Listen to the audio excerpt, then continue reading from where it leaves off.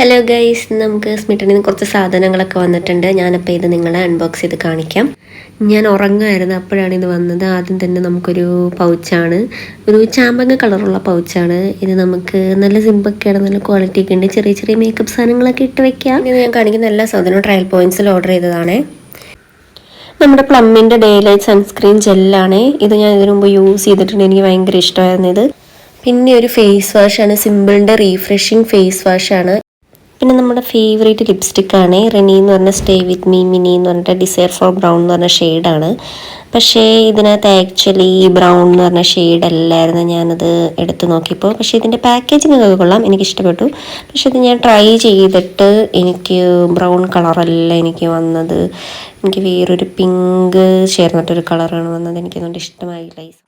പിന്നെ വന്നിട്ടുള്ളത് dot and കീയുടെ ഒരു ഫേസറുമാണ്. ഇതിൻ്റെ പാക്കേജിങ് നല്ല രസമുണ്ട്, നല്ല ക്യൂട്ടായിട്ടുള്ളൊരു എന്താ പറയുക, നല്ല ക്യൂട്ടായിട്ടുള്ളൊരു കുപ്പിയാണ്.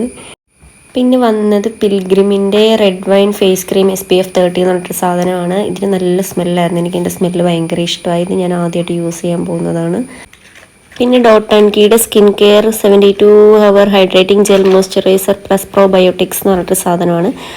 ഇത് എനിക്ക് ഭയങ്കര ഇഷ്ടമായി. ഇത് നല്ല രസമുണ്ട്, നല്ലൊരു തൊപ്പിക്കുട്ടനെ പോലെ ഇരിക്കുന്നു ഇതിൻ്റെ ഉള്ളിലത്തെ പാക്കേജിങ്.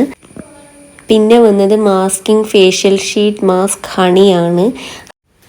അപ്പോൾ ഓക്കെ, ബൈ. ഇത്രയേ ഉള്ളൂ. Bye bye.